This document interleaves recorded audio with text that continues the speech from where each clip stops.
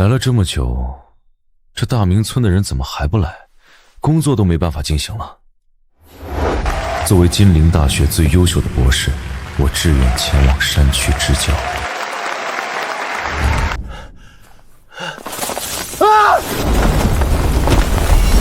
当前地点：中山山林，超级名师系统正在绑定。我的眼睛！新手礼包已到账：一、绝对感知，能听声辨位辨物；二、现代化支教小屋，能享受现代化设施。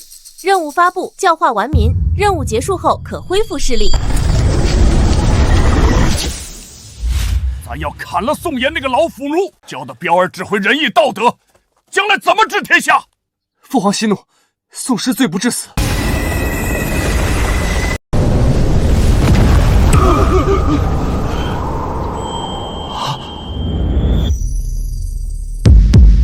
那是何物？墙壁竟如水晶般透明。我这就去探路。慢着，咱亲自去。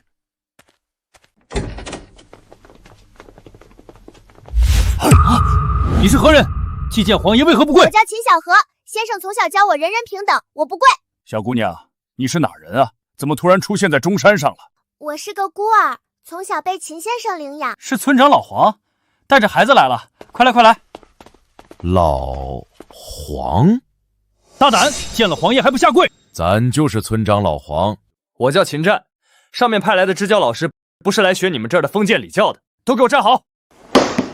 老师，彪儿，你给咱考考他。老师，请问您可懂古儒之道？没人比我更懂古儒。哼，那是愚民之术，那是给皇帝当狗用的。你说什么？怎么还摔东西？落后山村真把孔子当圣人啊！看来我除了扫盲，还要破除封建礼教。老黄，你也坐下听。此人虽狂，但一眼看穿儒家弊端，话语直指人心，绝非凡人。小爱同学，今天的天气？金陵现在晴，预计上午12点有雨，外出记得带伞哦。天气不好，小何去刨些土豆炖了。好的，老师。刚才是谁在说天气？小爱啊，瞧瞧我，怎么说呢？就当是小鹦鹉吧。臣昨晚观天象，今日绝无下雨可能。你这老头还能比天气预报准啊？这，敢问先生是用的什么观星啊？说了天气预报，别捣乱。你们大人先出去抽根烟，我单独给孩子们摸摸底。烟咋抽？小友看到那个穿着气度不凡的老头，为何不跪？先生说了，现代社会人人平等，为何要跪？连个家奴都如此狂悖，若让此人得势，大明危矣。你听听，这就叫话糙理不糙。咱早就看那帮腐儒不顺眼了。此人言语狂悖，竟敢辱没上尉和孔圣。臣刚才瞧了，那分明是个白盒子，他却说是鹦鹉，这是欺君啊！白盒子会说话。神了二虎，把户部和应天府的人给咱叫来，查查他的底细。陛下，应天府查无此人，18省皇册没有此人的记录。中山是禁地，连只鸟飞进来都有记录。这房子昨天还没有，今天就有了。瞎子还能预测天象？上面派来的，这不会是神仙吧？陛下，天下初定，百姓尚有饿死，当务之急是搞粮食，而非求仙问药。这人若是妖道，大明危矣。这老黄进来吧，中午在我这儿吃，待会儿还要下雨，等雨停了再走。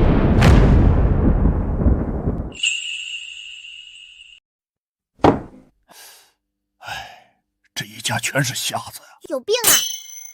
小何从小没见过外人，别吓到他了。你去隔壁吃，这小姑娘有点轴，大家别见怪，吃饭吧。这泥担子能吃吗？看着像石头。吃啊，虽然是粗粮，但顶饱。你要有个好歹，我酒足就没了。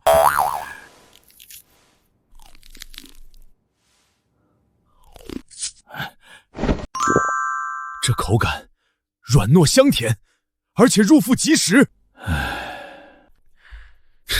酒足，你家亲戚可真够多的。好吃。秦先生，别听刘先生胡扯，他就一个儿子了。黄彪，别光顾着吃，考考你的算术。先生，请出题。后院那块地只有半分，我刚才摸着收成大概是250斤，你算算，如果是1亩地，能产多少？半分是250斤，1亩是10个1分，那是20个半分，折合1亩乃是5000斤！大明上好水稻，亩产不过300斤，5000斤！5000斤！你这祥瑞能产5000斤？我是来支教的，不是来扶贫的啊，大哥。系统让我自给自足，你该不会打我土豆的主意吧？老黄，你喊什么喊？别说没吃过土豆，我不信哈。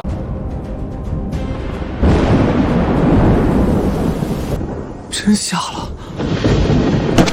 老天有眼，有了此物，百姓再也不用易子而食了。不是吧？为了几个土豆又砸我东西？一个小村长还百姓？你不会说2京1市3省都在你肩上扛着吧？咱替大明的百姓谢谢先生。得了吧，大明早亡了。放肆！竟敢诅咒大明！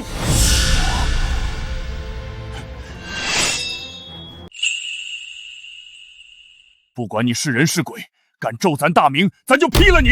你们这帮老年人就爱听点历史。5岁时无火折，只见生火，这是传说中的3味真火。想听啊？我讲给你啊。上仙息怒，老黄，我是真想知道大明是亡在哪个孬种手里了。崇祯可不是孬种，他做到了天子守国门，君王死社稷，时运不好罢了。天子守国门，君王死社稷，好，这才是老朱家的种。先生，那既然如此硬气，大明为何还会亡？亡在天灾，亡在没钱，也亡在运气。崇祯倒是个勤勉的皇帝，可惜接手了个烂摊子。他最后怎么死的？战死的。城破之日，他杀光了后宫嫔妃和女儿，披头散发，光着脚在一棵歪脖子树上上吊自杀了。身边就没个人伺候着，就一个老太监陪他一起吊死了。爹，至于吗？老黄搞得跟你是朱元璋似的。认贼分尸，误伤百姓，我就知道朱家没孬种。去查，给咱把所有的歪脖子树砍了。上尉息怒，这纯属一面之词。这位秦先生所言未必属实。大明历史随便考。那我问你，大明皇室龙兴何地呀？凤阳。忘记你是先生了，这难不倒你。我来问，大明的开国皇帝小明叫啥？他老朱最好面，小明只有跟他一起打天下的淮西勋贵知道。完了，以父皇的性格，答不出来肯定是被杀。朱重八，他怎么会知道？难道他认识勋贵？神了，这是真神仙！神了，这是真神仙！是你们有病吧？没上过学，总看过电视吧？谁不知道朱重八带着徐达汤和偷地主家牛？像是老朱干的事儿。还有这事儿，请秦先生告诉咱，大明为何而亡？被建州女真灭了。500年的小冰期，灾情一轮又一轮，汉人没饭吃，身体弱，女真人在苦寒之地冻惯了，反而扛得住。建州女真咱咋没听说过？只有这么大。起初是小部落，入关之后，战火烧遍中原，百姓十室九空，坐上了朱家的龙椅。后来又有乱军入关，屠害无辜百姓；又有鞑子入关，屠杀汉室百姓。对啊，嘉诚3屠，阳都10日，汉人都被杀光了。先生，这饭咱吃不下了。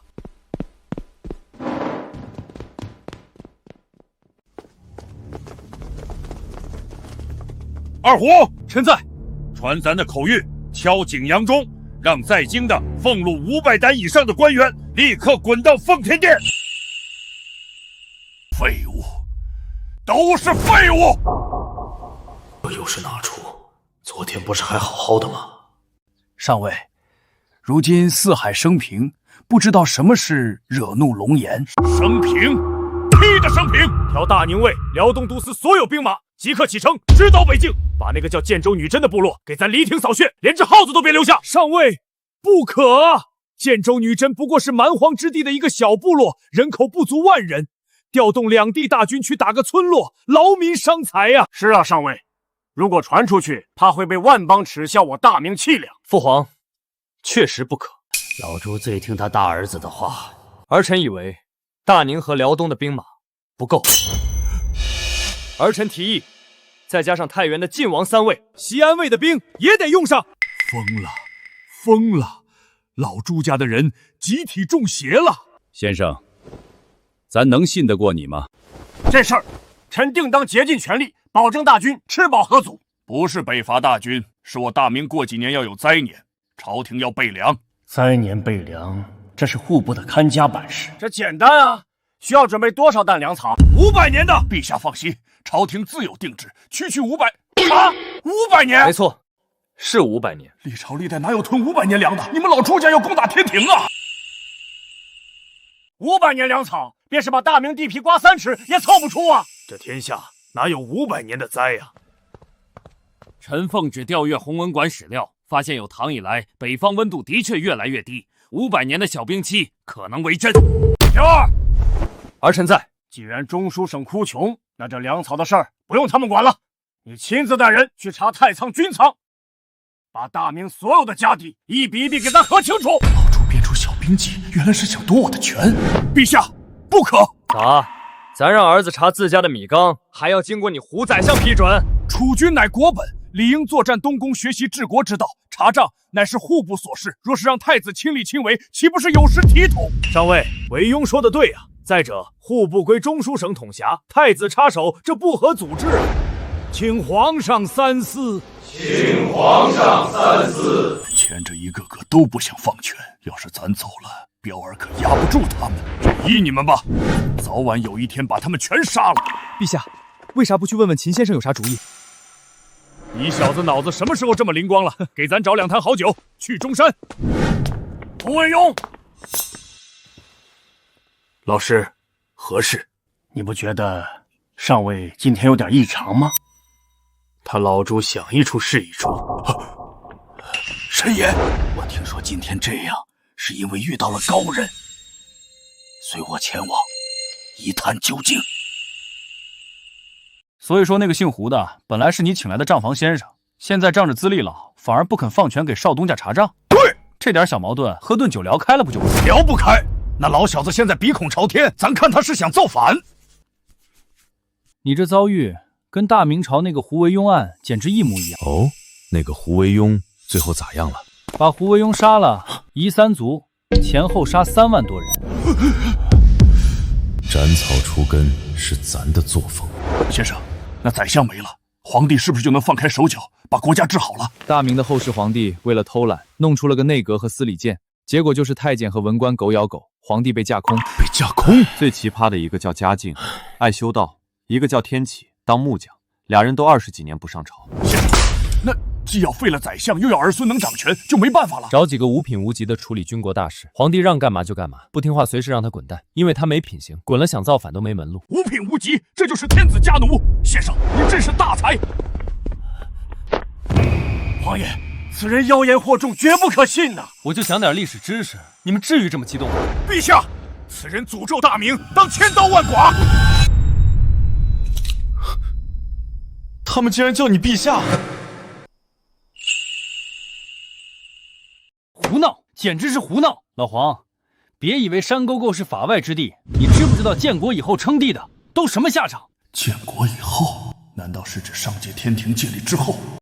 敢问先生，都是什么下场？前几年大巴山有个神棍自封皇帝，还封了3宫6院，结果呢，官方都没动。附近碧桂园去了俩保安，半个时辰连皇帝带大臣全插走了。2人灭一国，就是他撺掇的老朱夺权。这碧桂园保安比大明卫士强大万倍。还有个更逗的，在村头登基，刚念完诏书就被连国端了。你们是封闭，不是独立。先生此言差矣，但若是我们这儿有100万之众呢？哪怕是100万头猪，那2个保安也得抓上一阵吧？只要这瞎子有一点漏洞，我就立刻死谏上位，把这妖人砍了，永绝后患。真有100万？听说过氢弹吗？不用多，就1颗。甭管你是100万还是500万，不管是人还是猪，瞬间消失。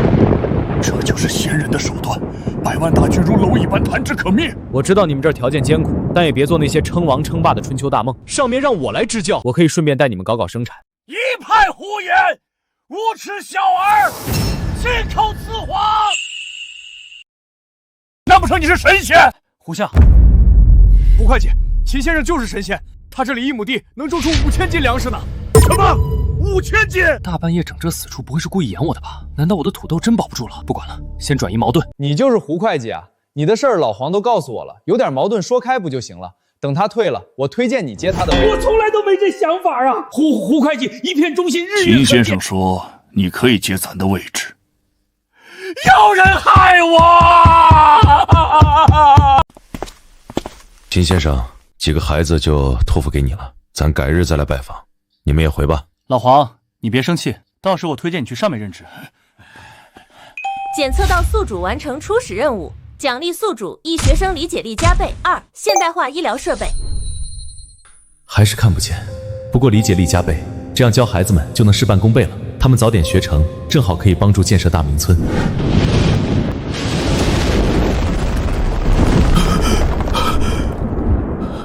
最奇葩的一个叫嘉靖，爱修道；一个叫天启，当木匠，俩人都20多年不上朝。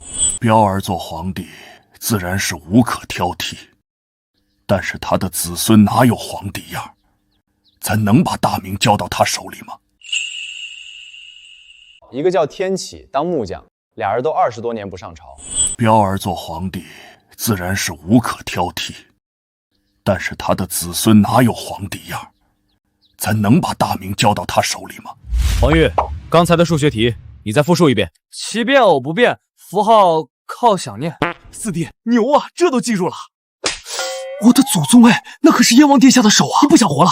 陛下圣谕，让秦先生全权看管几个殿下。奇变偶不变，符号看象限，这有什么用？先生，我们想听大明的历史，想听打仗，天天学这些个圈圈叉叉的，有啥出息？是啊，先生，您讲这个还不如教我们种土豆。如果大明有了土豆，人人都能吃饱，大明是不是就永远不会亡了？有了土豆，大明只会亡得更快。为何？粮食足，百姓安，何来灭亡？这就叫马尔萨斯陷阱。粮食多了，人口就会暴增。本来2亩地养1个人，现在1亩地养2个人。等人口翻了倍，土地却没变。一旦遇到天灾，死的人比以前更多。记住，农业救不了大明，科技才行。科技就是这些奇变偶不变？对，就是物理和数学。给我一个支点，我能撬动地球。今天我先教你们滑轮组，学会了它，4两拨千斤，凡人亦可拥有神力。几根破绳子，几个烂轮子，就能拥有神力。百无一用是书生，秦先生真是读书读傻了。几根破绳子，几个烂轮子，就能拥有神力。百无一用是书生，秦先生真是读书读傻了。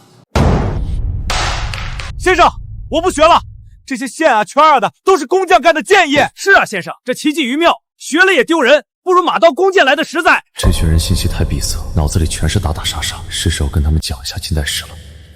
铁骑冲锋，你们还活在旧世界里？100年前有一场八里桥之战，当时的蒙古亲王集结了3万精锐骑兵，那是东方最强的冷兵器部队，视死如归的冲向几千个西洋人，肯定把洋鬼子踩成泥了。骑兵全军覆没，对方阵亡5人，人家手里拿的是线膛枪，推的是阿姆斯特朗炮。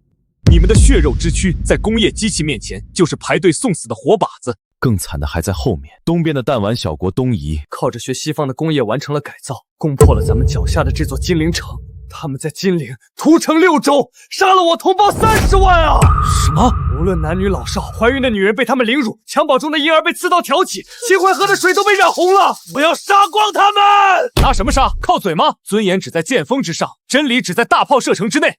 想要不被屠杀，想要报仇，就给我把这奇迹运销学通透了，造出比他们更硬的钢，更狠的炮。先生，这事不是发生在大明后代吧？造出比他们更硬的钢，更狠的炮。先生，这事不是发生在大明后代吧？不是。之所以会这样，就是因为科技落后。当别人在搞工业革命造机器的时候，我们却在搞闭关锁国。北边的鞑子为了坐稳江山，搞文字狱，搞八股取士，把人的脑子都锁死了。结果呢，举国上下全是磕头虫，洋人一炮轰过来，连怎么还手都不知道。关外势力该诛！别光骂关外势力，苍蝇不叮无缝的蛋，根子还在朱家自己身上。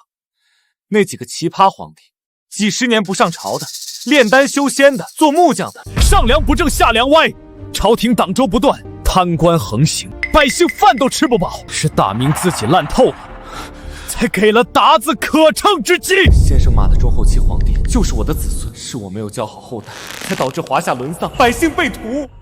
是我的错，都是我的错，是我教子无方，是我害了天下苍生。大哥，不用太过苛责自己。大哥，这不怪你，那是后世的不孝子孙。咱们现在知道了，改就是了。以后你给咱一道密旨，让我的子孙监督以后历代皇帝。讲个历史鬼哭狼嚎的，不知道还以为你们是大明的皇亲国戚呢。一个个土豆都吃不起，还在那忧国忧民。避雷，不能给男人讲历史和军事。哎，老黄你在干啥？突然觉得你兄他们的时候也很可爱。一个个土豆都吃不起，还在那忧国忧民。避雷，不能给男人讲历史和军事。哎，老黄你在干啥？突然觉得你兄他们的时候也很可爱。难道是连上天都想让咱换主？陛下，丹帝实乃祥瑞之物，如今却被天雷所击，深陷泥潭，动弹不得。这分明是上天示镜。继续说，那个秦战来历不明，满口妖言，定是他带来的妖气触怒了上天。臣恳请陛下杀秦战，祭皇天，以平天怒。臣附议，此妖人不除，大明难安。丹帝时被雷击，那给常侍下毒又多了一个开脱的理由。上尉，几千禁卫军都挪不动这石头，非人力可为。既然二位宰相觉得是秦先生带来的因果，依臣之见，不如请秦先生出山移石，若他移不动，再杀他不迟。准，二虎去请人。秦先生，不好了，村口那块大石头堵路了，几百个壮汉都推不动。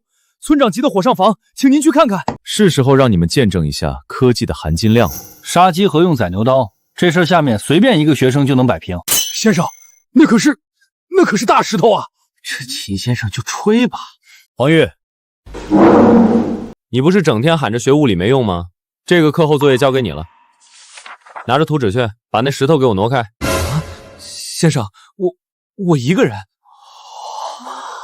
这就是仙师的底气。这个课后作业交给你了，拿着图纸去，把那石头给我挪开。啊，先生，我一个人。这就是仙师的底气。看来那个瞎子是有自知之明，他露馅已经跑了。陛下，臣建议立刻海捕文书，追杀妖道。父皇，先生说了，这种小事不劳他大驾，儿臣一人足矣。燕王殿下不必费这般力气了。那秦先生这是让您来顶罪呀？难道真是我看错秦先生了？儿臣想试试。准了。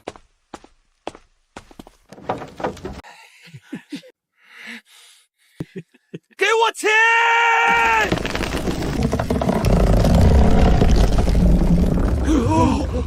动了！这怎么可能？难道真是神仙？胡相所言差矣。秦先生说了，这是科技。感谢秦大仙赐下宝物，忽悠我大明。秦先生有通天之能，为何不自己来，也不让老大来，偏偏派老四来显圣？难道这是在暗示咱老大人若守成尚可，开拓不足？陛下，不好了！皇后娘娘请您速去东宫，太子妃出事了！什么？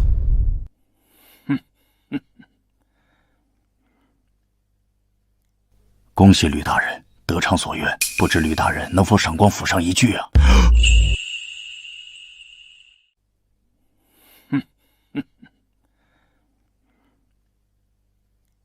恭喜吕大人得偿所愿，不知吕大人能否赏光府上一句啊？陛下，娘娘难产血崩，气血已尽，臣等无力回天了，请陛下节哀。废物，养你们何用？救不醒太子妃，你们全都去陪葬。你杀光他们有什么用？咱儿媳妇能活过来吗？妹子，咱这不是急了吗？秦先生，他是谪仙，定能改生死簿，救大嫂。对，快去请秦先生。传咱的口谕，先生来了以后，所有人只能称咱为村长，谁露了馅儿，咱剥了他的皮。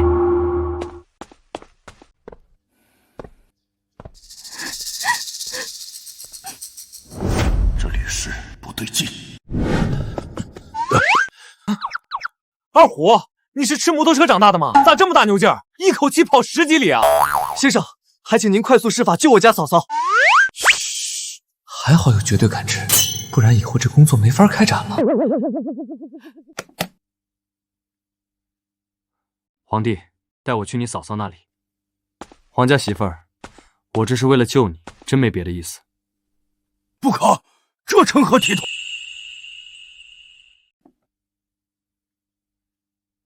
皇帝，带我去你嫂嫂那里。皇家媳妇儿，我这是为了救你，真没别的意思。不可，这成何体统？都给咱退下！谁敢拦先生，死！这是休克，还能救？千年人参汤都灌下去了都没用，喝一瓶子白水能救命？谁说让他喝了？秦先生肯定不会让嫂嫂喝白水的。对啊，我要给他扎针，把白水注入身体。看来这秦战是个江湖骗子，正好替我背锅。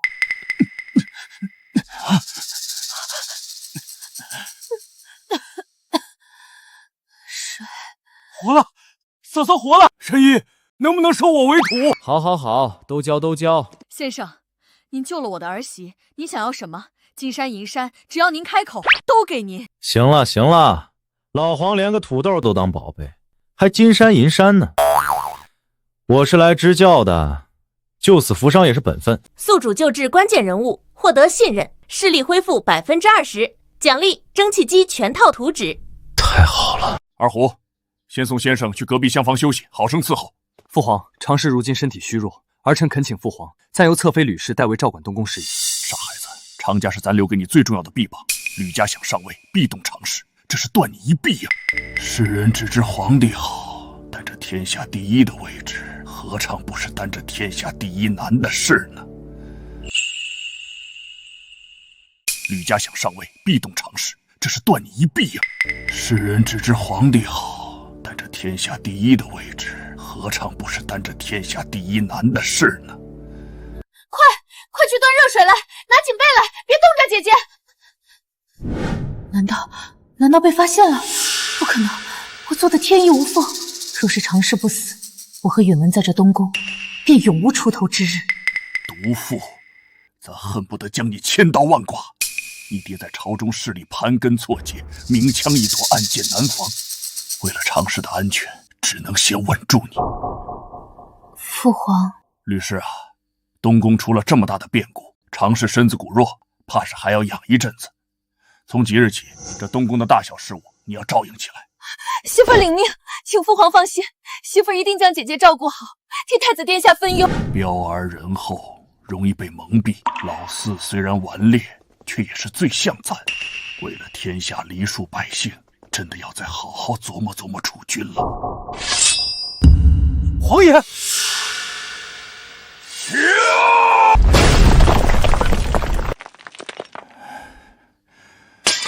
如果不是知道后世子孙里有嘉靖和天启两个奇葩，咱万不会动这易主之心。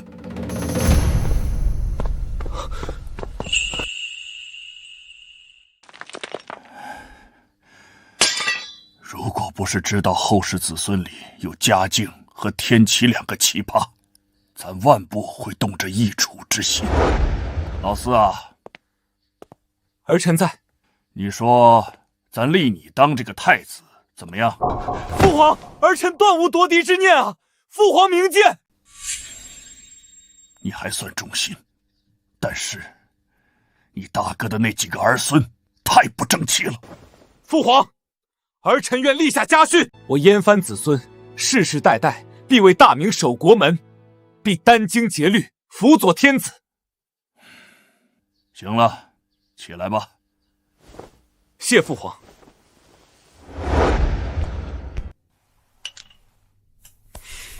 老黄，调皮。秦先生，啥都瞒不过你，咱还是想问，你说那爱做木匠和爱修道的皇帝，是不是说明他们昏庸透顶，无可救药了？也不尽然。当时朝堂上那帮东林党满口仁义道德，实则结党营私。天启重用魏忠贤那个太监，其实是为了制衡文官。看来彪儿的后代也不全是废物，还懂得帝王权术。我就说嘛，大哥的种哪能那么废？不过大明那些个牛逼皇帝可不止这两个，还有正德皇帝喜欢去江南抢小寡妇，最后把自己玩绝后了。抢寡妇，把自己玩绝后，这还是皇帝吗？简直是流氓头子！还有太昌帝朱常洛，这位更牛，当了几十年太子，憋坏了，刚登基1个月，因为纵欲过度，吃了2颗红丸，把自己给补死了。彪儿啊彪儿，你这后代怎么一代不如一代？看来这太子真得换老四了。等等，朱常洛，彪儿啊彪儿，你这后代怎么一代不如一代？看来这太子真得换老四了。等等，朱常洛，登基1个月就死在女人肚皮上，爹，这要是我的种，我就把他塞回娘胎里。不对啊，宇文尊祖训，轻武大君圣，顺道一逢吉，施粮善用圣。老大家明明没有长字辈啊。秦先生，您刚才说的那些皇帝名讳都没记错吧？错不了，皇明祖训都写着呢。高瞻其见右，后在异常游。慈和宜伯仲，简敬敌先游。其见后在常游，这分明是老四那一脉的字辈。老四，你给咱解释解释，这高瞻其见右是咋回事？先生，是不是燕王后世出了不孝子孙，把皇位给抢了？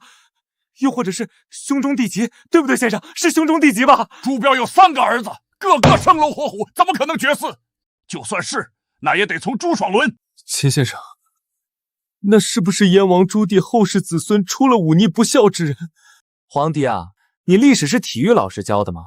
那明明就是燕王朱棣自己起兵靖难的，跟他后世子孙有啥关系？完了！洪武31年，朱元璋驾崩，他孙子建文帝萧藩太狠，把朱棣逼急造反清君侧了。所以啊，后面那些奇葩皇帝全是朱棣的种。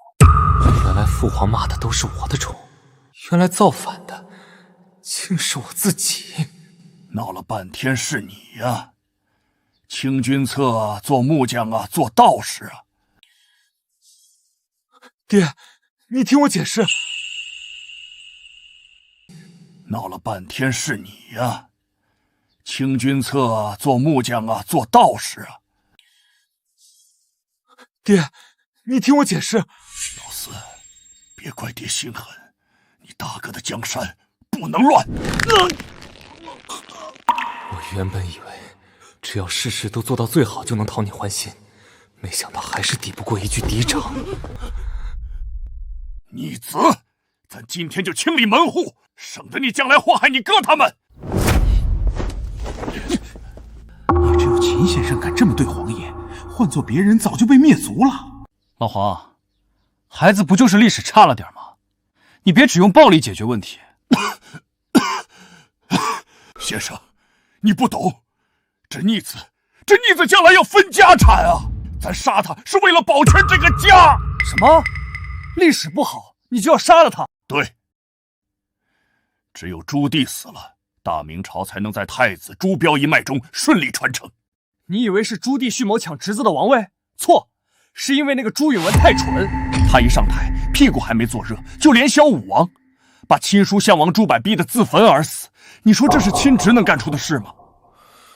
项王老12被逼得自焚，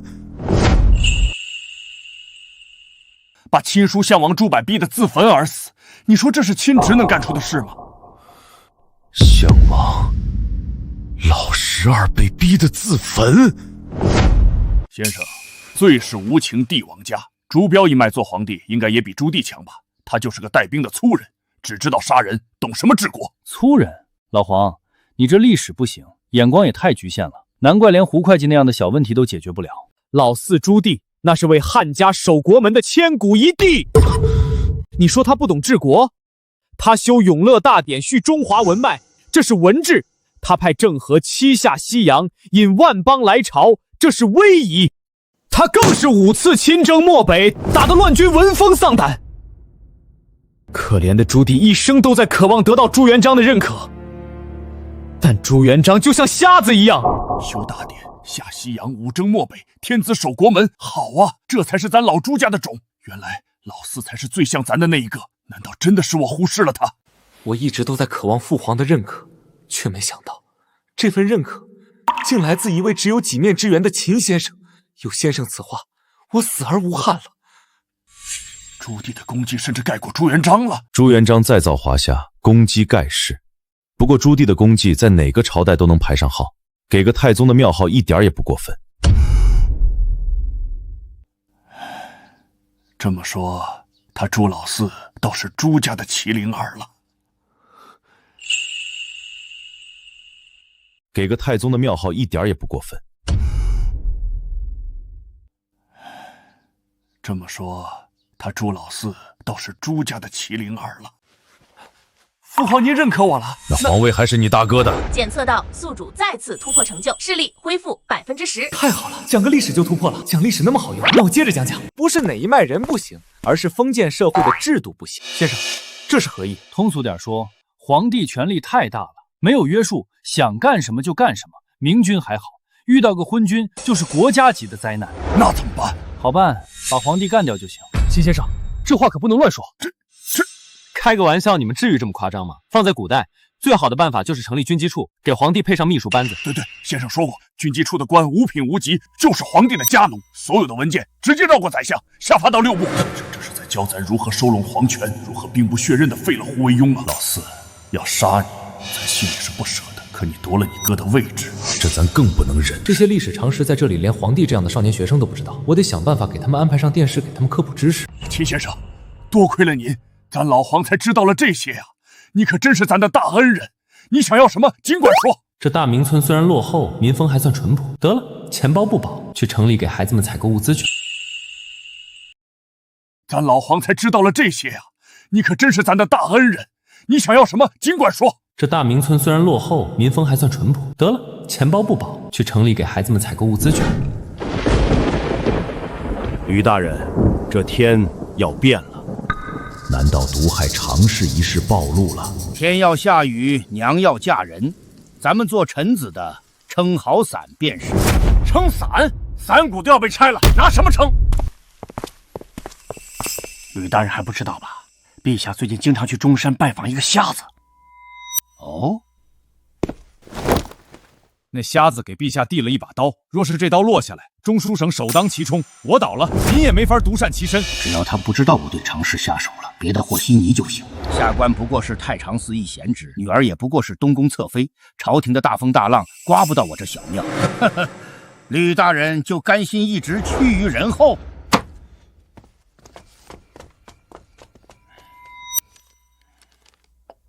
只要毒死秦战，我保你女儿登上皇后大宝。朝堂之上，你我互为犄角，我要保住相权，你要保住东宫，咱们两家这叫共天下。胡相，您位高权重，我不过是东宫家奴，我想帮您也使不上力气。你要保住东宫，咱们两家这叫共天下。胡相，您位高权重，我不过是东宫家奴，我想帮您也使不上力气。胡相，您是聪明人，陛下如今频频往中山跑，那是因为信得过那位秦先生。秦先生提议废相，那就是陛下的意思。李本，你这是要见死不救？你以为没了丞相，陛下能容得下你们外戚专权？吕家世代忠良，只知有君父，不知有朋党。胡相，夜深路滑，恕不远送。吕本，吕大人为人贵重，胡某佩服。哼，老狐狸，想拿我吕家当枪使，他不敢动的人，让我去动。爹，刚才那老头可是胡相。不过这倒是个机会。我都听见了，胡相亲自前来，是不是姐姐要扶正了？东宫那位可是史上最稳太子爷。爹，胡相说咱两家共天下。什么叫咱两家？他胡惟庸也配？不过是沾了李善长的光，才侥幸做了宰相的位置。爹，连宰相都求咱们，那我以后在金陵城是不是不用看那帮勋贵的脸色了？儿啊，为了吕家的千秋大业，只能委屈你了。你阿姐最疼你，现在整个大明，甚至连陛下都要给你面子。有人惹你就往死里打，出了事有太子爷兜着。风雪压我2、3年，我拿风雪换酒钱，小爷我终于站起来了。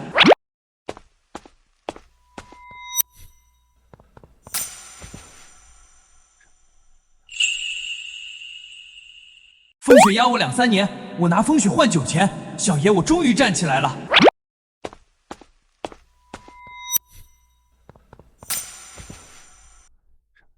这县城虽然破旧了点，但这人气还挺旺。看来当地领导为了搞旅游开发，没少花心思啊。老师，这里好多好吃的，那个做大饼的是必胜客吗？对，做披萨的就是必胜客。头儿，咱们干嘛跟做贼似的？这可是金陵城，直接亮明身份清场，谁敢挡路？头儿，你懂个屁！秦先生是天上下凡的谪仙，他以为咱们大明是个贫困村，才肯留下来扶贫的。要是让他看见这繁华盛世，知道皇爷骗他，人家直接飞回天上怎么办？给我演好了，敢露馅儿，我扒了你的皮！吕公子，听说令孙马上是国丈了，以后咱们哥几个可全仰仗您提携了。我早就知道吕兄绝非凡人，以后兄弟还得仰仗你啊！不过是家父拒绝了胡惟庸那老东西罢了，这点小事儿，没想到这么快就传开了。少爷，您看那里，以前怎么没发现金陵之中还有这种角色？走，下去乐呵乐呵。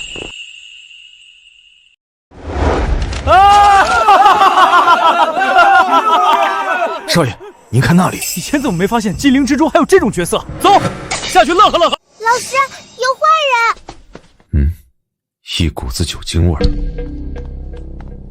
这是遇到当地的小混混。哟，这小娘子长得挺水灵啊，跟着这个瞎子可惜了。你死瞎子，你知道本大爷是谁吗？臭要饭的，吕爷的手你也敢碰？活腻了！本少爷是这片的天，识相的让你这小娘子跟我回家，保你荣华富贵。玩剧本杀呢，搞霸道总裁这一套太油腻了。什么乱七八糟的？年轻人，现在是法治社会，欺男霸女这一套行不通，别惹麻烦。让我别惹麻烦？我没听错吧？在金陵，吕爷才是法；在金陵城，皇上也得听我爸的。快服个软吧，这公子看着就惹不起啊！是啊，你一个小百姓斗不过他们的。光天化日之下，还有这种仗势欺人的人，看来这地方秩序还有这么大的漏洞啊！我改主意了，数3下，把小娘子交出来，还能饶你一回。不然今天你别想安稳离开。你数100下也没用，敬酒不吃吃罚酒。还有这种仗势欺人的人，看来这地方秩序还有这么大的漏洞啊！我改主意了，数3下，把小娘子交出来，还能饶你一回。不然今天你别想安稳离开。你数100下也没用，敬酒不吃吃罚酒。脚步虚浮，呼吸紊乱，一群乌合之众。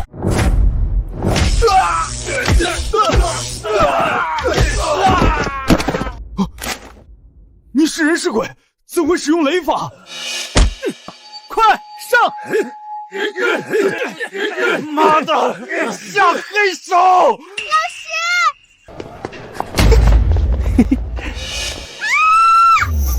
秦先生危险！快回宫禀报皇爷，我去救场。臭乞丐，可惜你是个瞎子，不然就让你看看本少爷是怎么当街游龙戏凤的。你找死！老爷，您这招妙啊，用少爷做引子，再借刀杀人。你呀，跟着我没少学东西。现在金陵城应该乱了吧？哼，他胡惟庸不敢做的事儿，我来做。几方势力共同下手，陛下治罪都不知道治谁的。只要我除掉那瞎子，以后大明第一权臣只能姓吕了。现在金陵城应该乱了吧？哼，他胡惟庸不敢做的事儿，我来做。几方势力共同下手，陛下治罪都不知道治谁的。只要我除掉那瞎子，以后大明第一权臣只能姓吕了。先生，二虎来救您了。小心，他手里有神器，碰人就倒。光天化日，强抢民女，你们还有王法吗？王法？本少爷让你看看什么是王法。好啊，又来一个。你很会打吗？会打有什么用？武城明马司何在？我是太常寺吕大人的公子吕得水，这里有反贼造反，谁杀了这瞎子，赏银1000两。不对啊，难道是我们误入游乐园了？周围全是 NPC， 但这些人借机揩油被戳破后下黑手，导演不管，我替他管。最近盛传吕家侧妃要扶正，我得抓住机会傍上大腿，保护吕公子，捉拿反贼，上！铁器碰撞，脚步沉重。别说，这情景式体验做的还挺逼真。你们知法犯法，就不怕丢了脑袋吗？你什么身份也配跟我谈法？得罪了吕公子，你才要丢脑袋！给我上！老四虽不是我亲生的，那也是我从小带大的。他要是有个好歹，我非抽你筋扒你皮！妹子，这不是被秦先生拦下了吗？秦先生又有土豆，还能预料未来，咱可得好好伺候着。明日早朝，咱就尊秦先生为大明至圣先师，见吕上朝暂拜不明。皇爷，不好了，有人要杀秦先生！什么？皇爷，不好了，有人要杀秦先生！么？今天本少爷要把你这小娘子先奸后杀！这匣子惹了吕家，算是栽了。神仙来了也难救啊！早点答应，兴许还有荣华富贵。先生，待会儿我杀出一条血路，您带着小何先走。不走，我必须给他点教训。我死后告诉皇爷，我没给他丢人。我没听错吧？给我教训！全杀庄，天塌了我顶着！他妈的，谁在太岁头上动土？不能暴露身份。什么人？敢闯！滚！不长眼的东西，知不知道我爹是？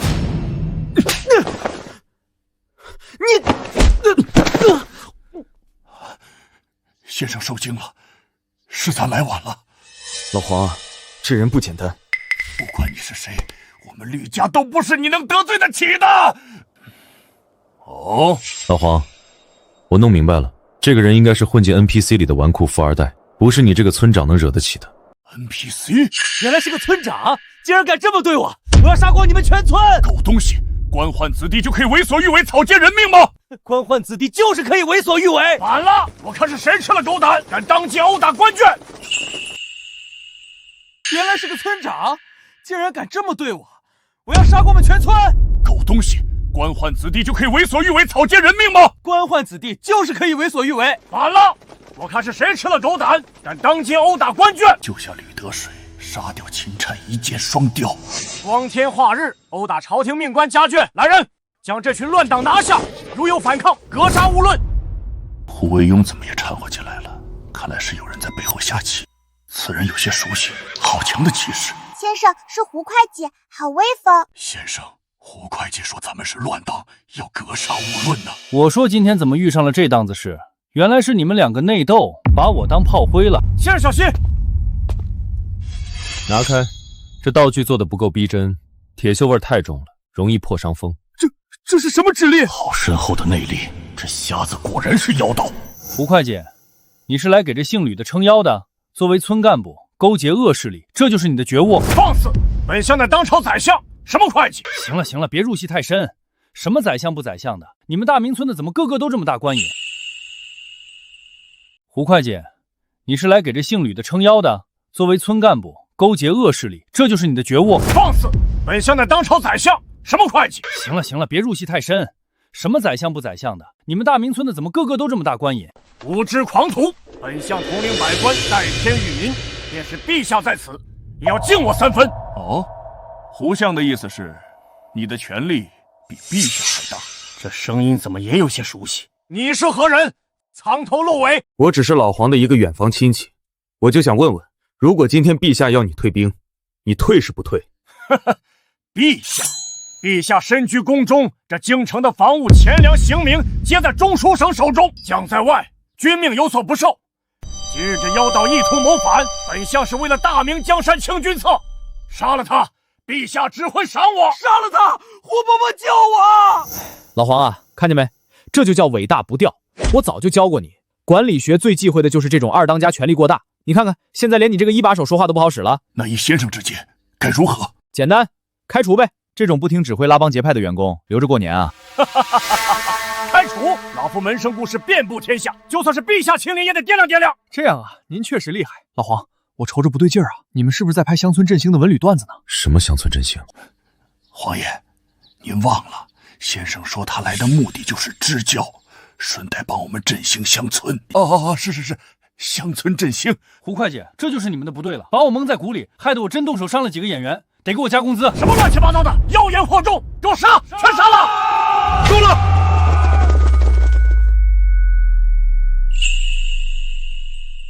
胡会计，这就是你们的不对了，把我蒙在鼓里，害得我真动手伤了几个演员，得给我加工资。什么乱七八糟的，妖言惑众，给我杀，全杀了！够了！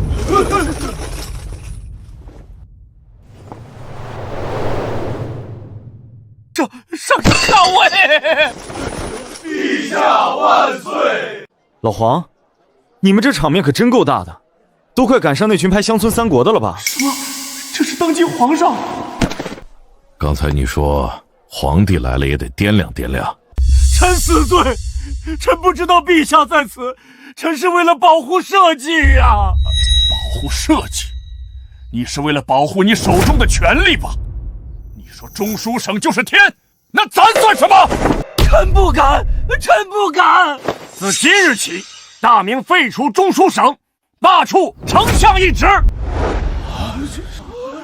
6部尚书直接向朕汇报，令设军机处，选拔内廷大学士入职，贵授笔录，专办军国大事。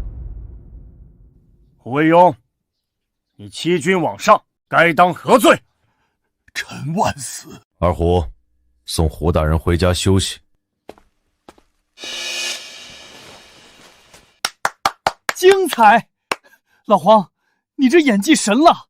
这一段废相的戏，比乔峰那个演员演的还霸气。恭喜宿主解锁新成就，奖励初级高炉炼钢法，视力恢复35%。我去，演个戏又给奖励，一定是推动乡村振兴了。先生，救了大明，从今往后，这大明的江山有一半是先生的。咦，肉麻！我不让你加演员费了还不行吗？任期满了，得去别的贫困地区支教。先生别走，咱真舍得给你花钱。我不让你加演员费了还不行吗？任期满了，得去别的贫困地区支教。先生别走，咱真舍得给你花钱。这宝贝，可是我花了5万两白银买的。秦先生，昨日街头那场戏，多亏您指点，村里没啥好东西，这是祖传的物件，当是给您的谢礼。来就来，还破费干什么？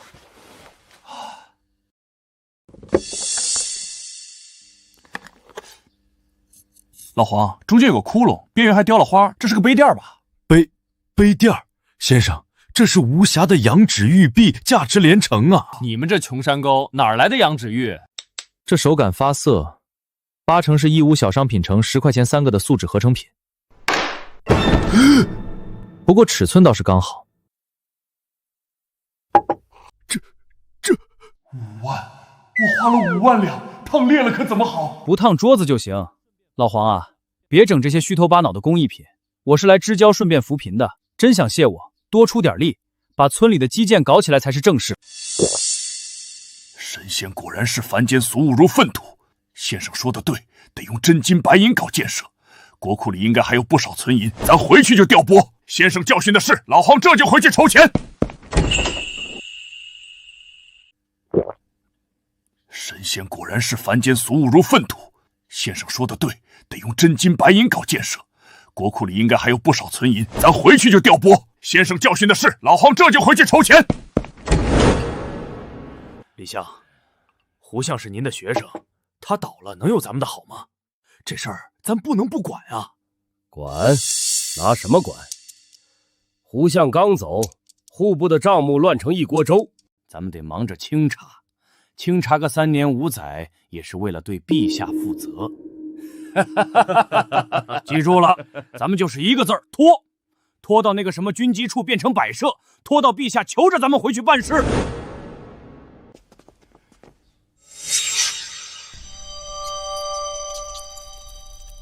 这就是大明的国库，耗子进来都得含着眼泪走。父皇，户部尚书说，去年的税银还没收上来，各地都在跟户部借钱。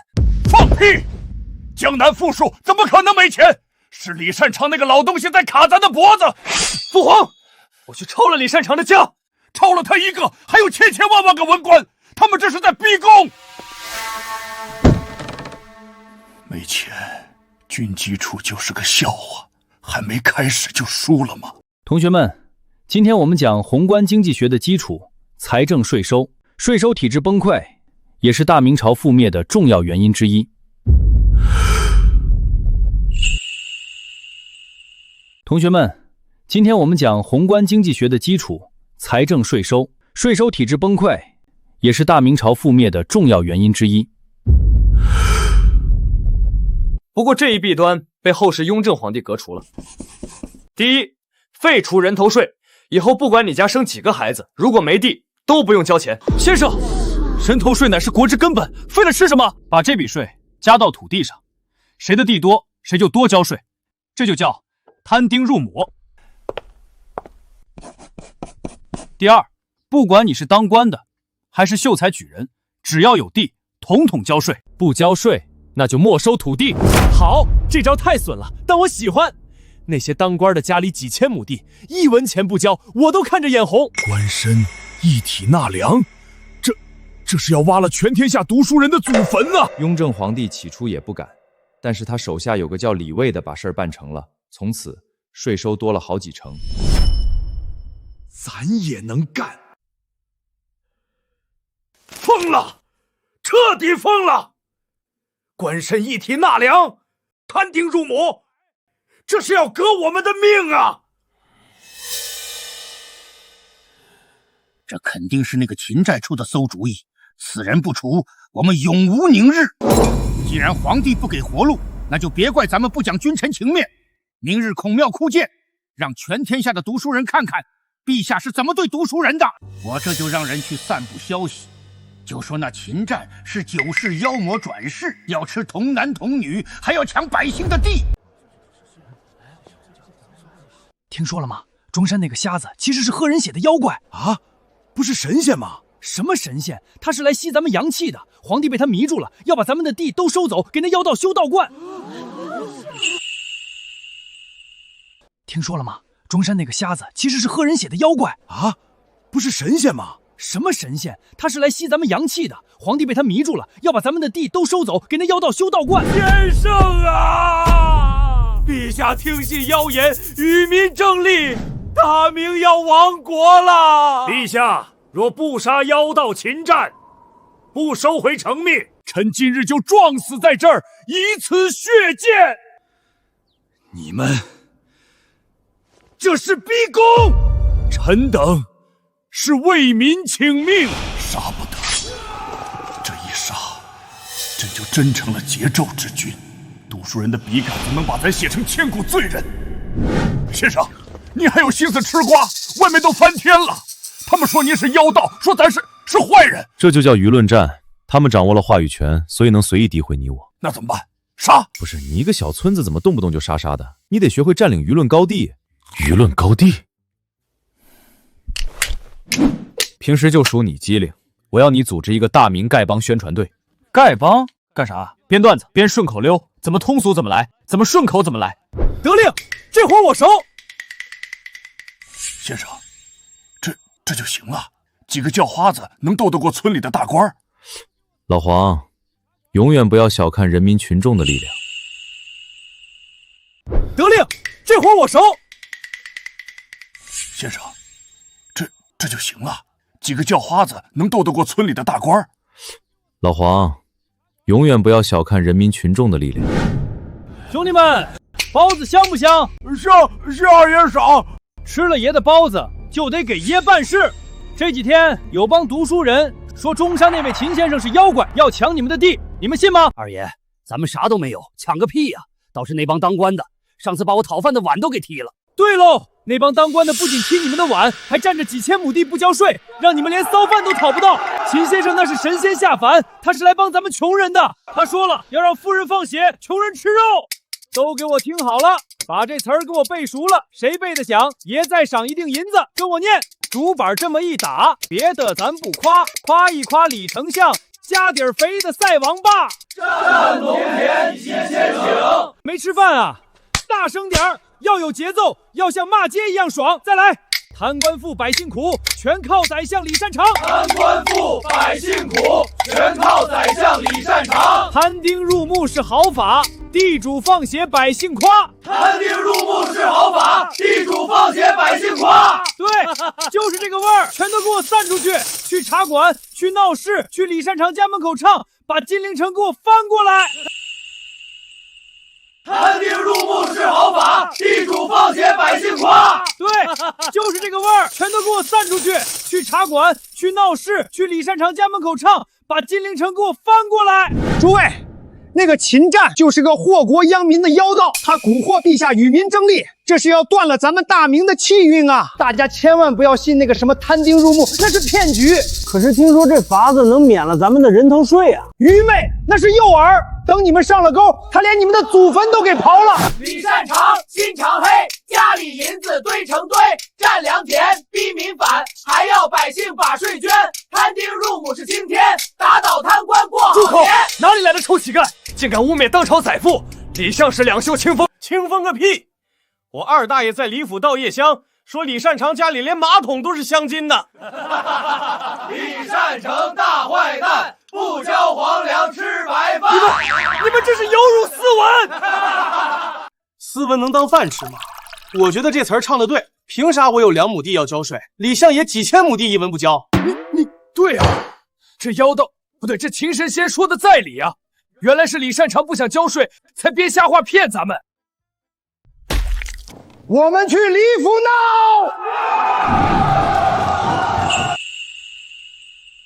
对啊，这妖道不对，这秦神仙说的在理啊！原来是李善长不想交税，才编瞎话骗咱们。我们去李府闹！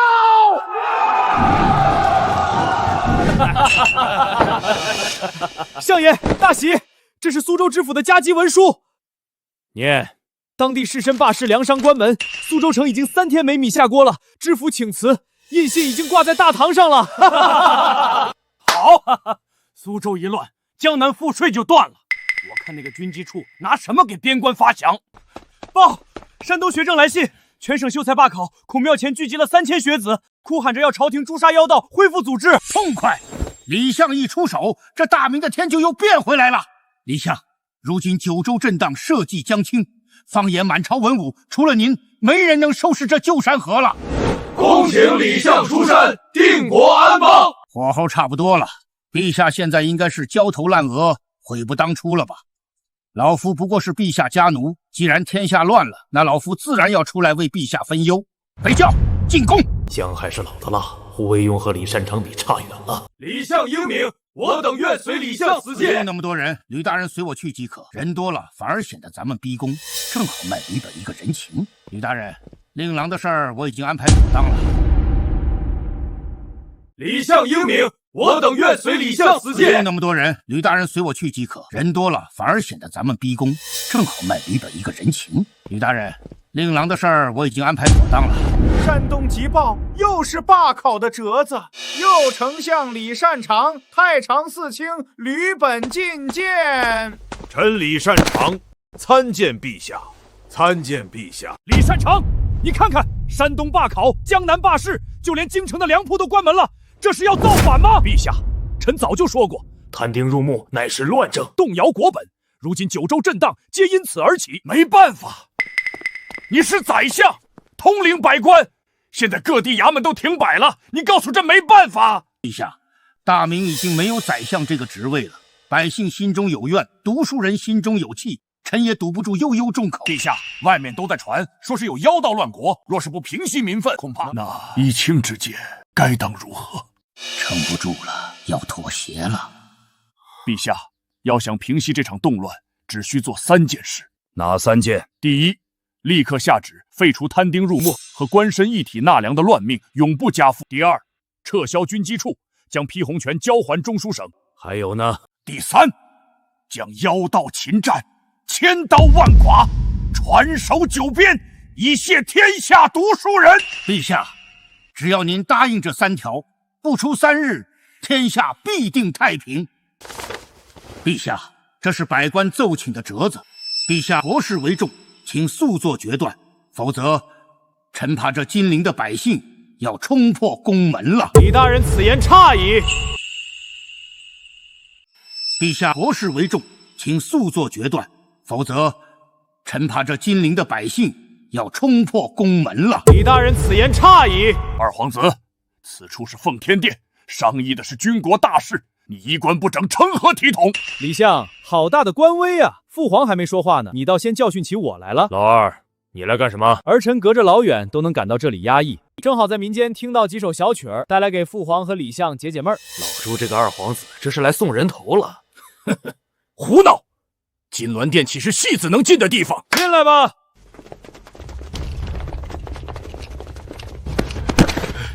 草民叩见皇上。别抖，把你们在街上唱的那段给李相演一遍，唱得好，重重有赏。李善长穿绸带，家里金银千万，表面清高装圣人，背地里是李怀诞。3000亩地不纳粮，还要百姓把命仓，摊丁入亩是青天，打倒贪官过好年。秦先生的手段太脏了。住口！污蔑，这是污蔑！二皇子，你竟敢找这种下九流的人来羞辱本相！羞辱你？你自己看看，这是山东江南百姓按了手印的万民书。擅长，这就是你说的民变和亡国之兆。陛下，臣是被蒙蔽的。够了，看来你是真的老了，耳聋眼花，连民心都听不见了。传旨，李善长年事已高，准其告老还乡。靠山山倒，靠水水流，只能靠自己了。连民心都听不见了。传旨，李善长年事已高，准其告老还乡。靠山山倒，靠水水流，只能靠自己了。我用新法子炼了一炉钢，打了个锄头，保准比你们整个大明村的钢铁都好。秦先生，这就叫钢？看着黑不溜秋的，还不如熟铁呢。老刘头，你懂个锤子！这是高碳钢，硬度不是你们那些破铜烂铁能比的。破铜烂铁，老夫这把剑乃是当年陛下，乃是村长赏赐的宝剑，削铁如泥。今日老夫就要让先生见识见识，什么叫大明工匠的巅峰。二虎，拿着锄头，别动。看剑！断了，御赐的宝剑啊！恕你无罪。神铁，这是神铁啊！若是用这钢打造战刀，何愁北伐？我要这钢，有了它，能横扫漠北。还是不行，太脆了。这批废料杂质太多，硬度虽高，但容易断。你们离这堆东西远点，别扎着。先生，这废料也是宝啊！别动！这批废料杂质太多，硬度虽高，但容易断。你们离这堆东西远点，别扎着。先生，这废料也是宝啊！别动！父亲说李相倒了，现在只能靠我自己。我得来看看这秦先生到底是何方神圣。皇帝，我警告你，这些生锈的铁片最是要命。先生，不就是扎破点皮吗？我以前打仗打架，身上全是口子也没事啊。那算你命大。这种生锈的金属，尤其是这种脏兮兮的，上面有一种极其可怕的细菌，叫破伤风杆菌。破伤风，一旦被这种锈铁扎深了，伤口又小，这种菌就会在身体里繁殖，不出7日，人就会牙关紧闭，张不开嘴，吃不了东西，紧接着就是全身抽搐，身体反攻成一只虾米，那种痛苦比凌迟还难受。最关键的是啥？必死无疑，除非打破伤风疫苗，否则神仙难救。你们这儿肯定没这种针，所以谁要是被扎了，就准备棺材吧。这么邪乎？必死无疑，神仙难救。若是雄鹰意外被这种东西扎一下，那太孙之位不是就是允温的了？这是绝症，谁能查到我头上？儿媳给父皇请安，特来拜谢秦先生救命之恩。吕氏，你怎么来了？儿媳做了些点心。雄鹰，别怪二娘心狠，要怪就怪你挡了允温的路。儿媳给父皇请安，特来拜谢秦先生救命之恩。吕氏，你怎么来了？儿媳做了些点心。雄鹰，别怪二娘心狠，要怪就怪你挡了允温的路。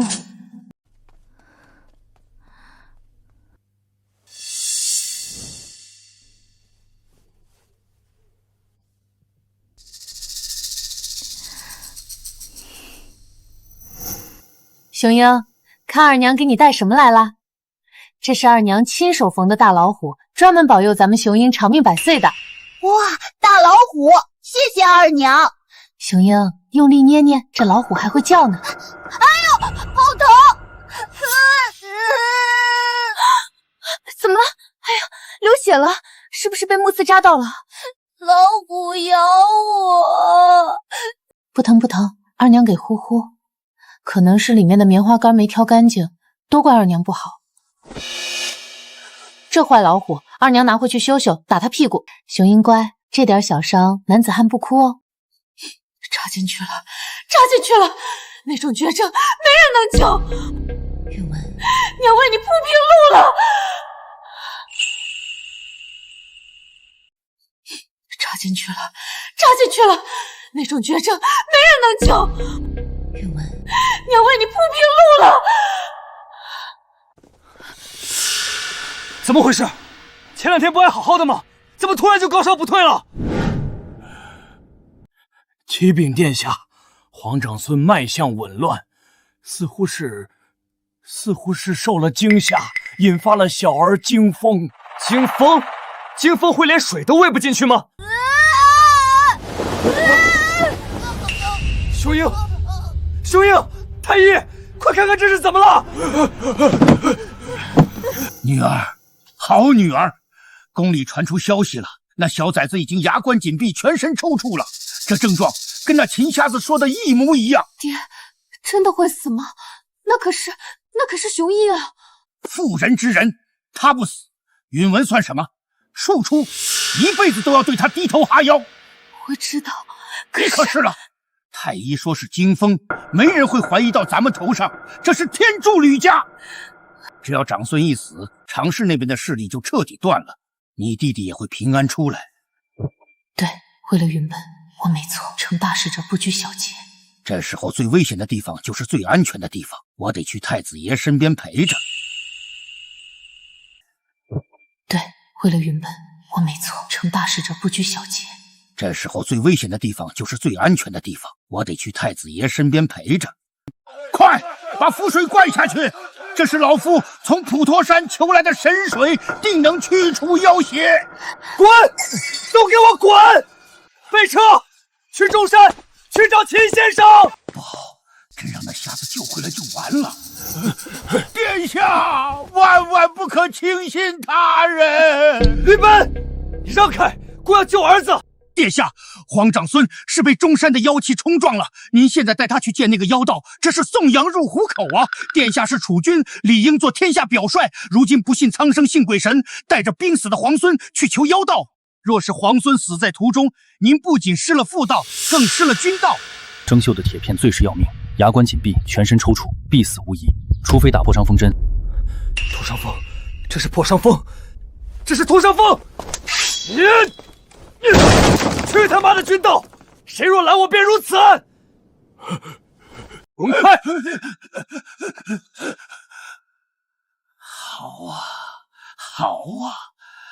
既然你不乖乖听劝，那就别怪我一步到位了。好啊，好啊！既然你不乖乖听劝，那就别怪我一步到位了。驾，快，再快点儿！大胆，这是太子的车驾，杀，一个不留！来啊！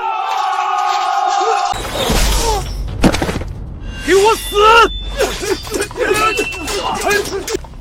留2个活口，剩下的剁碎。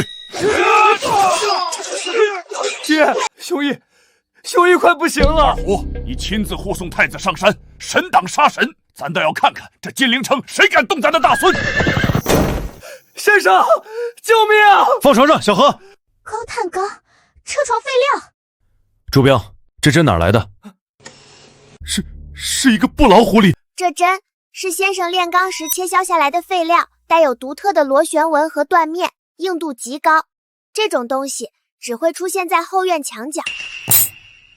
这不是意外。吕氏，这种东西只会出现在后院墙角。这不是意外。吕氏，爷，任务失败了。什么？几十个死士杀不了一个文弱太子？锦衣卫是皇爷的亲卫到了，我们的人全军覆没，我拼死才逃回来。陛下出手了。那孩子呢？死了吗？不知道，但拖延了半个时辰，而且那孩子当时看着已经不动了。半个时辰，拖这么久，神仙难救。只要孩子死了，死无对证。慌什么？听着，从现在起，咬死一件事儿：太子不信太医，执意带濒死的皇孙出宫，路遇山贼，导致皇孙不治身亡。可是京城到处都是陛下的眼线。哼，只要没有证据，谁能证明是我们干的？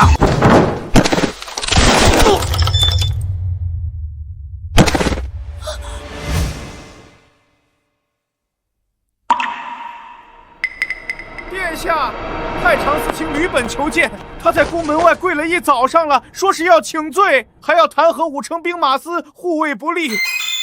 罪？他是来探听虚实的吧？宣他进来，只宣他一人。殿下，直接让咱砍了他不行吗？不用，那样太便宜他了。姑要让他自己把皮剥下来。他是来探听虚实的吧？宣他进来，只宣他一人。殿下，直接让咱砍了他不行吗？不用，那样太便宜他了。姑要让他自己把皮剥下来。殿下，老臣有罪呀！老臣没想到京郊竟然有山贼，是老臣没拦住殿下，老臣该死。别府大人，别哭了，雄鹰没死。没死？这是天佑大明，太好了！是啊，太好了。秦先生从雄鹰的手指里取出了一样东西，岳父大人见多识广，可认得此。这不就是一根绣花针吗？秦先生说了，这叫高碳钢，是中山炼钢的废料，全天下独一份。而那天去过宫山后院的，只有您的好女儿。殿下冤枉啊！这定是有人栽赃嫁祸。栽赃？吕氏的宫女已经招了。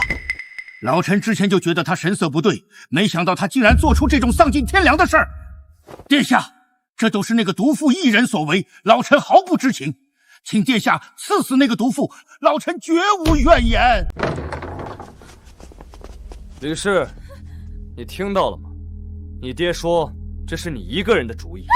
是你逼我动手的，连那些死尸都是你养的。婆子，你胡说什么？我有证据，这是他以前给我写的家书，上面全是教我怎么在东宫争宠，怎么给常氏下绊子的计谋，他才是主谋。来人！不用喊人了，吕本剥皮氏草，挂在城隍庙门口，吕氏赐死。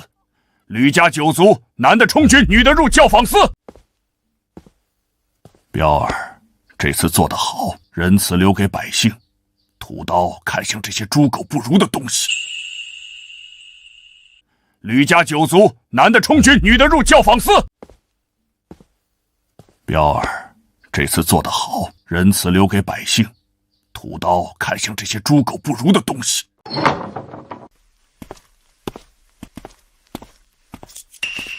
好重的腥味儿！老黄来了，村里杀猪了。啊，对，后山进了群野猪，伤了人，刚带人全宰了。对，他们全是畜生，不配为人。只是宇文还那么小，以后该怎么办？先生，血，全都是血。城里长大的孩子就是娇气，不就杀个猪吗？物理劳动是治疗一切精神内耗的良药。坐下。今天中午吃红烧肉，把这盆蒜给我剥干净，抠细点，别让我吃到蒜皮来。满朝文武都在教彪儿怎么做个心狠手辣的帝王，只有先生把他当个受了惊的凡人。黄彪，杀野猪是为民除害，我知道你宅心仁厚，但也不用哭，等会儿肉炖烂了，多给你盛2碗。先生，我不是宅心仁厚，我是觉得那些野猪害人太多，是我的刀太钝，挥刀太晚。是。村里的刀太钝，不好用。早说啊！高炉炼钢，不仅能做锄头，还能做刀。外大正着，大明的军备有着落了。村里的刀太钝，不好用。早说啊！高炉炼钢，不仅能做锄头，还能做刀。外大正着，大明的军备有着落了。这一样的材料，一样的工具，我就不信造不出那神钢。开炉！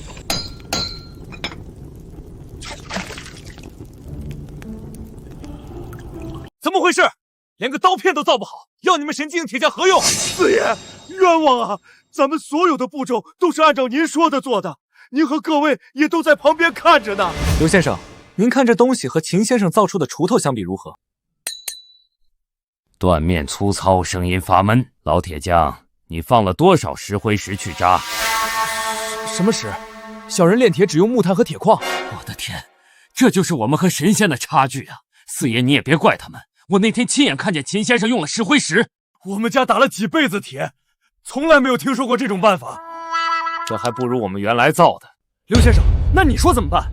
用不上这种好东西，咱心里痒痒。没办法，如果让秦先生知道咱们用他给的东西杀人，肯定会大发雷霆。刘先生，那你说怎么办？用不上这种好东西，咱心里痒痒。没办法，如果让秦先生知道咱们用他给的东西杀人，肯定会大发雷霆。这就是我们和神仙的差距。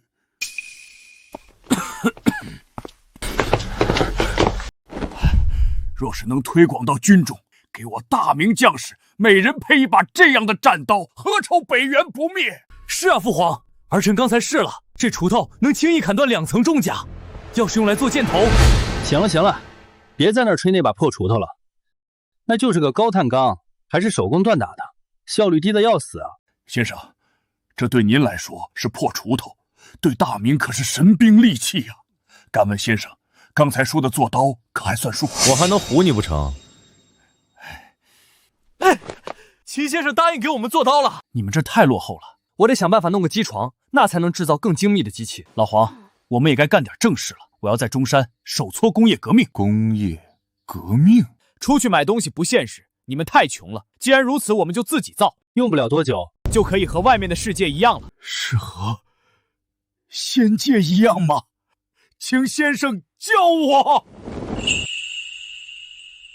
既然如此，我们就自己造，用不了多久就可以和外面的世界一样了。是和仙界一样吗？请先生教我。不可！宋老头，你带着人跑到这儿来发什么疯？上尉，您是95之尊，是千万人的主心骨，你怎能自降身份，对一个盲流工匠行此大礼？这老头，我刚把他捞出来，又急着来送死。宋师，秦先生有夺天地造化之大才，这机器能……什么大才？不过是奇技淫巧。你去请母后过来。先生教唆皇家子弟不读圣贤之书，却日夜讨偶这些喷火冒烟的铁疙瘩。古人云：有积事者必有积心。长此以往，皇室人人逐利，寡廉鲜耻，这天下的根基就毁在你手里了。老黄给村里人灌什么迷魂汤？怎么成他一个皇家就能影响全天下了？老先生，你理解错了，这天下不是皇家的，村长也是人民群众选出来的，天下是人民的。是，让先生见笑了。什么？大逆不道，妖言惑国！老夫就算是死，也要让全天下人看清你。陛下定是有他的苦衷，这是在授意我跟妖道拼了。好啊，我来就是为了给大明尽忠。四爷，你放开我！我不能让这妖道毁了大明根基。你们村连个土豆都没有，更别说一样像样的机器了。下地干活全靠人力刨，你跟我在这谈根基？君子固穷，只要礼乐尚存，即便燕糠燕菜，脊梁也是直的。饿死事小，吃劫事大。放你妈的屁！只要礼乐尚存，即便燕糠燕菜，脊梁也是直的。饿死事小，吃劫事大。放你妈的屁！粗鄙，有辱斯文。你敢辱骂圣贤之礼？就因为有你们这种死要面子的老顽固，天天把科学技术当成奇技淫巧，夜郎自大。100多年前，洋人才有机会开着铁甲舰，用大炮硬生生轰开了咱们的国门，在咱们的土地上烧杀抢掠，逼着咱们签卖国条约，开启了华夏历史上的100年屈辱史。洋人开着铁甲轰开大明的国门，签卖国条约。你们的4书5经挡得住洋人的子弹吗？你们的礼义廉耻能换回华夏子孙的命吗？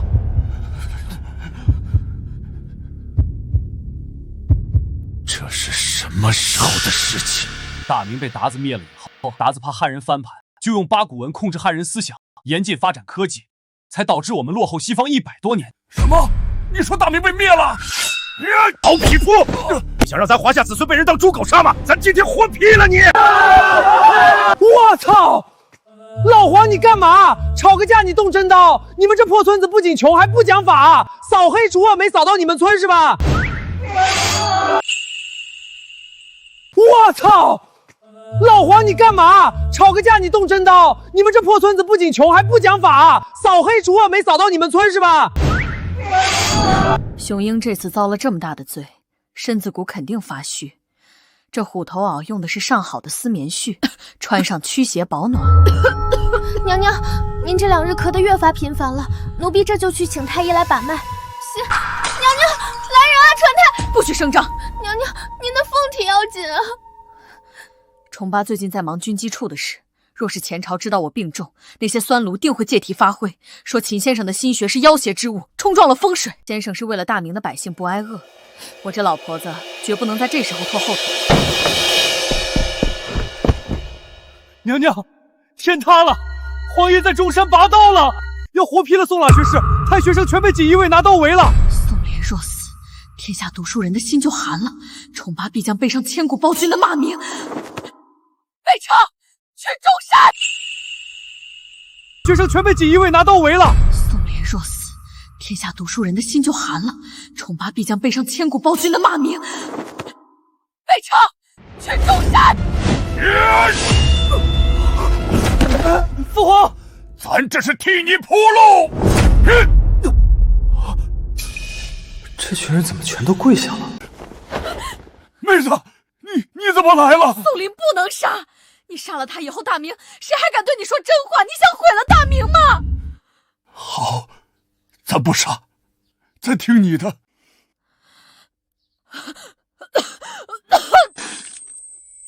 妹子，妹子，先生，秦先生，快帮咱看看！怎么了，老黄？这是你爱人，快抱进我屋里平躺。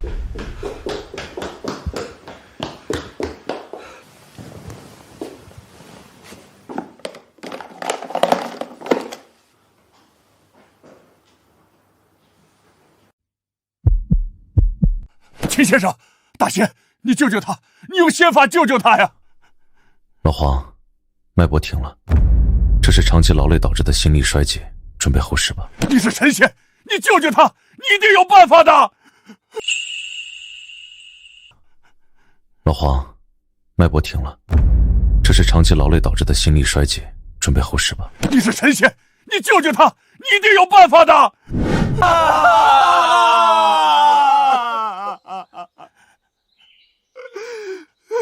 秦先生如果能救回国母，老臣愿以死谢罪。这哭声太惨了，还好系统给了现代化医疗工具，死马当活马医了。小何，拿来 AED 除颤仪和强心针。老黄，去把门关上，谁也不许进。小何，你给黄夫人打针。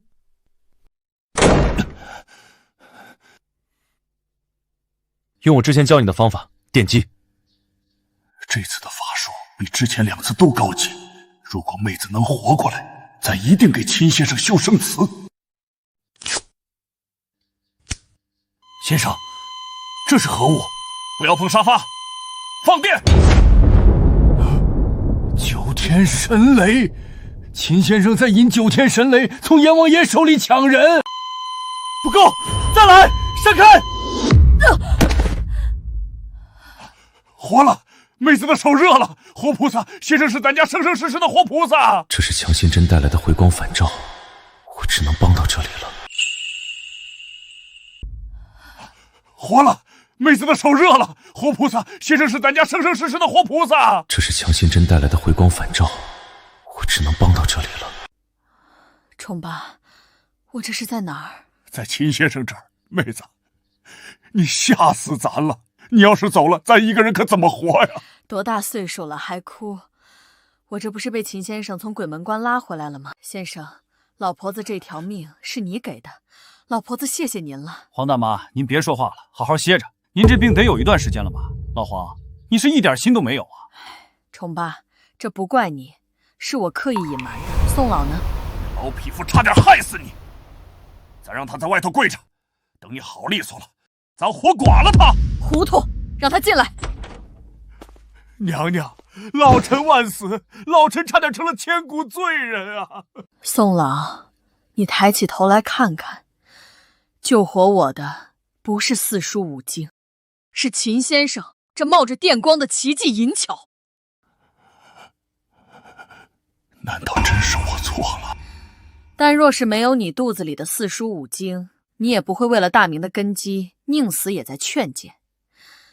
宋老啊，秦先生的学问能救命，能强国；你的学问能正心，能立骨。娘娘圣明，秦先生，老朽知错了。这个大明村爱 cos 是没救了，不过黄大妈真是个当妇女主任的好苗子，几句话就把村里的矛盾给化解了。老黄，你们那儿条件差，这2天就让黄夫人住我这里吧。明村爱 cos 是没救了，不过黄大妈真是个当妇女主任的好苗子，几句话就把村里的矛盾给化解了。老黄，你们那儿条件差，这2天就让黄夫人住我这里吧。秦先生，这店真是神了，不用柴火就能把饭煮熟。大妈，一眼没看见，您咋又干活去了？赶紧去歇着，让皇帝来切。不碍事儿。老大、老四，过来喝汤。老大，你性子仁厚，随我。但秦先生那句话说的对，饿着肚子谈仁义是画大饼。以后你当了家，得用先生教的实学，让底下人吃饱。儿子记下了。老四，你脾气暴。你还记得秦先生前2天院子里那个蒸汽锅炉吗？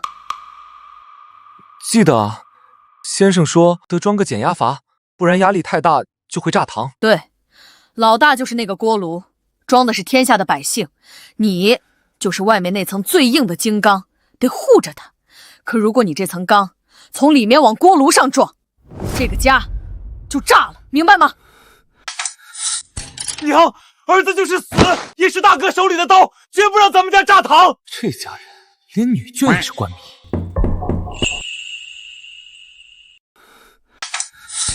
娘，儿子就是死也是大哥手里的刀，绝不让咱们家炸膛。这家人连女眷也是官迷。得，你们老两口亲近吧。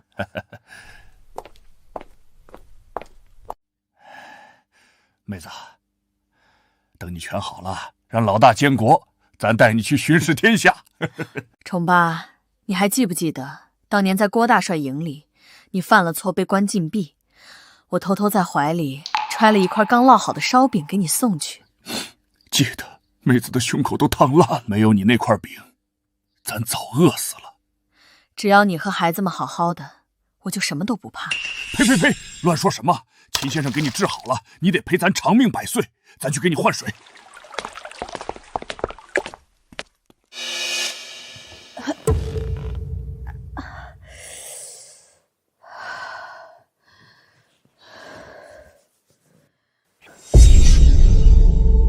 不好意思，我拿个东西。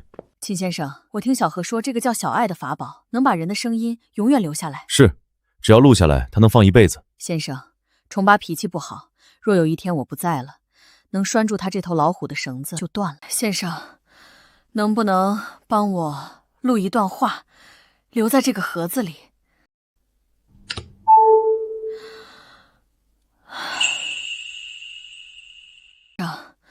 能不能帮我录一段话，留在这个盒子里？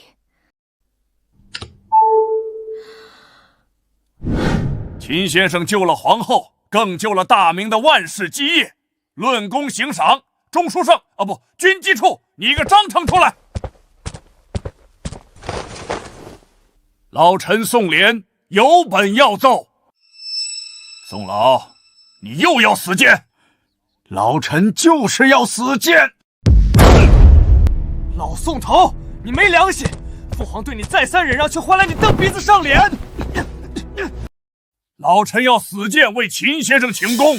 臣已联络江南、山东等地士绅大儒，共筹集白银20万两，准备在西湖畔孔庙旁为秦先生修筑生祠，塑纯金法身。老臣还要奏请陛下尊秦先生为圣师，将其格物之学编入太学，与四书五经并列，传至后世。父皇，儿臣复议。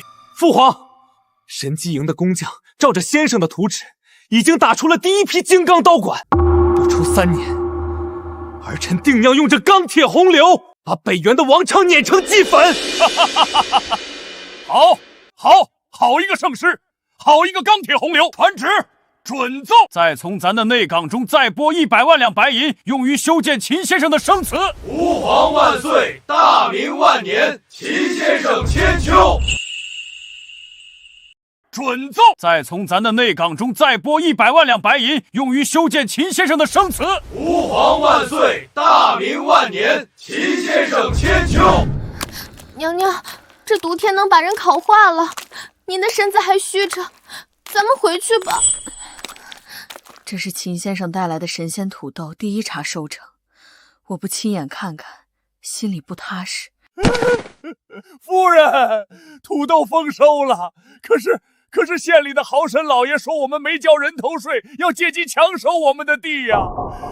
这摊丁入亩的好政策，到咱们这儿行不通啊！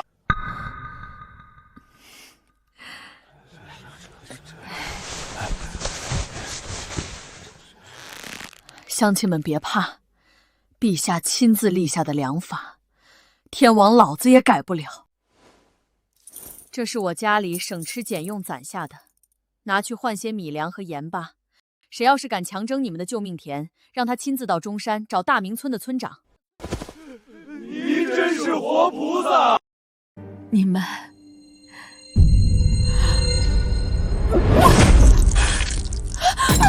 娘娘，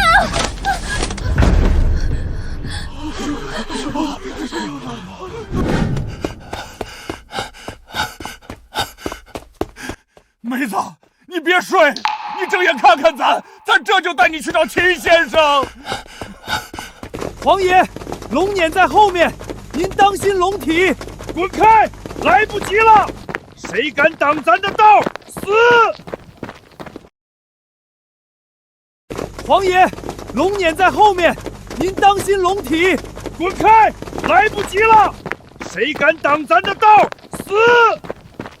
只知道是好心的贵夫人，谁知道这是皇后娘娘啊！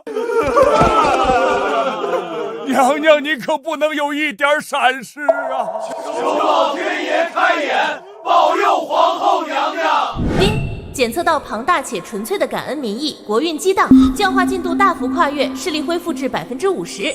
这么多人顶着酷暑跪求，黄大妈平时得做了多少工作，才能换来这种级别的民心？正是有她这样的基层管理者，华夏才迎来了真正的复兴。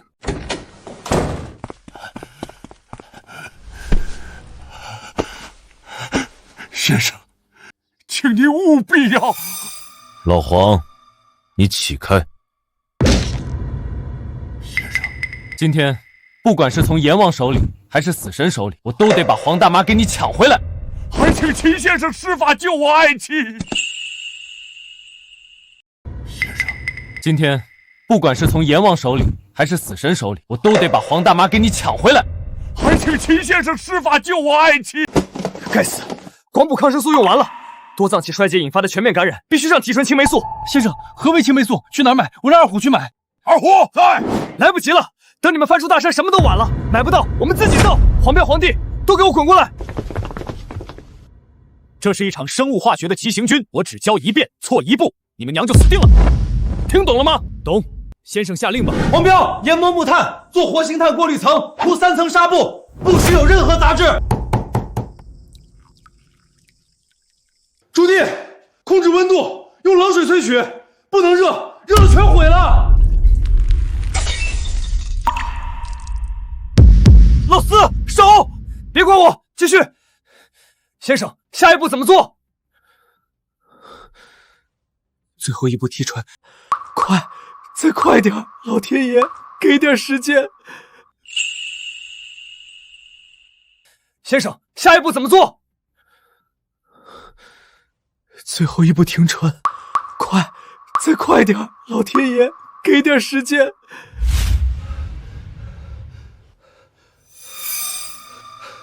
出来了，大哥，秦先生，我们把这仙药造出来了。老天爷到底还是喜欢好人。黄大妈有救了，快给我。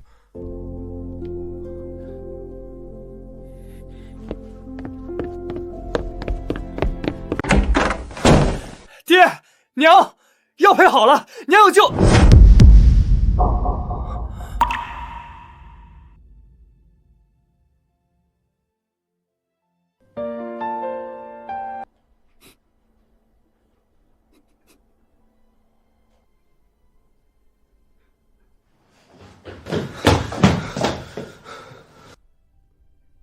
不会的，秦先生说了能救的。娘，你把嘴张开喝一口啊！出来了。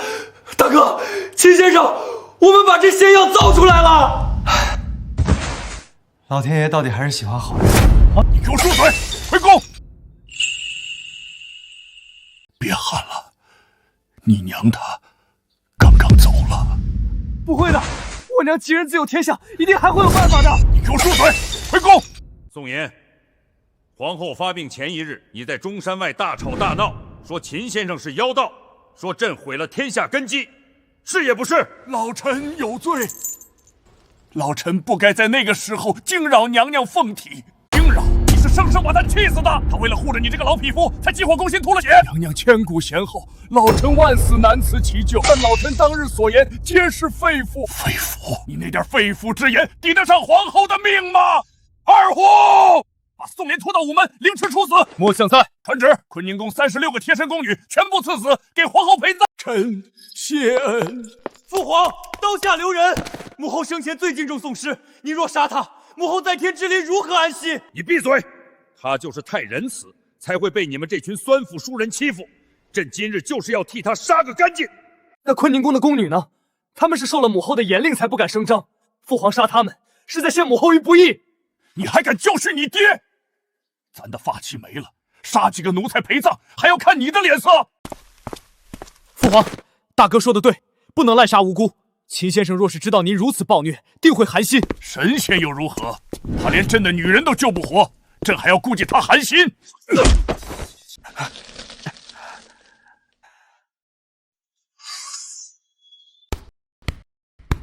你们两个以为朕真的不敢杀你们？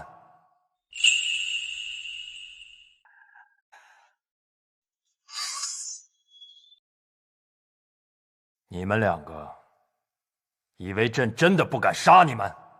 陛下息怒，陛下保重龙体。咱今天把话放在这儿，谁再敢为宋濂和那些宫女求情半句，立刻杖毙。父皇若非要杀，就先打死儿臣。来人，把太子和燕王给朕拖出去，闭门思过。没有朕的旨意，谁也不许放他们出来。二虎，去午门监斩。是。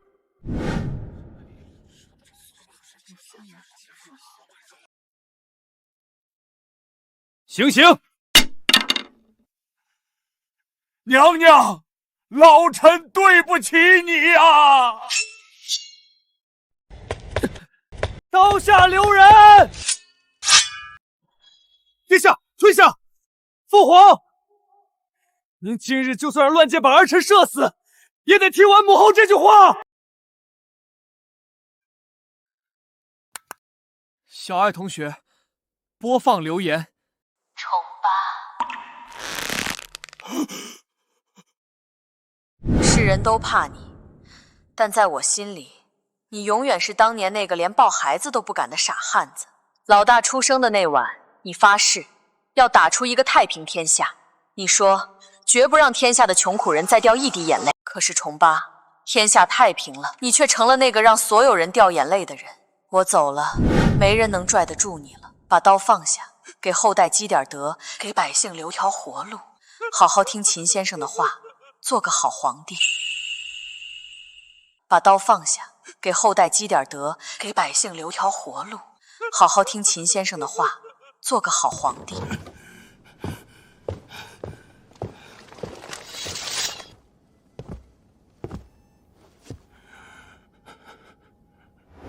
妹子，咱错了，咱把刀放下。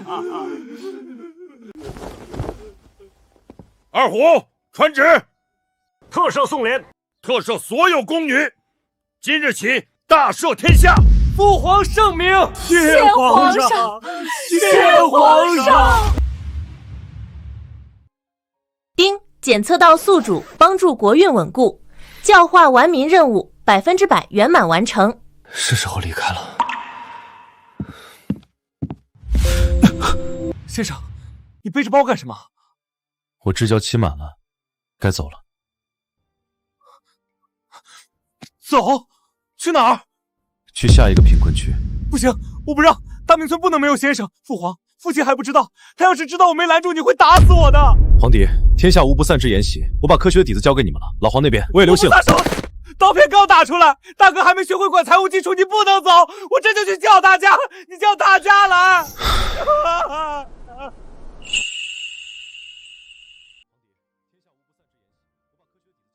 老黄那边我也留信了。撒手！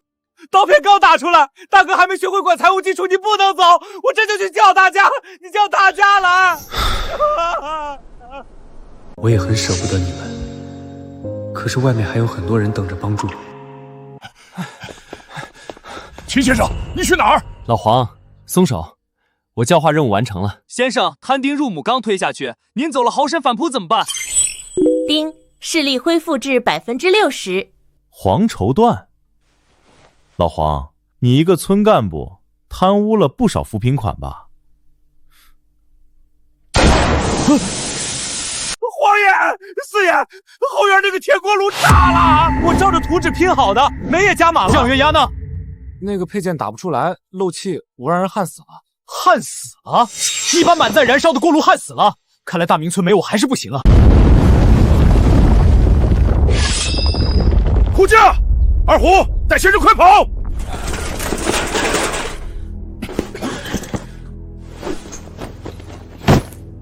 拿湿毛巾和扳手来。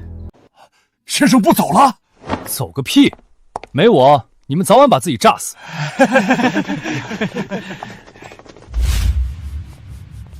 先生，咱们大明村没你不行啊！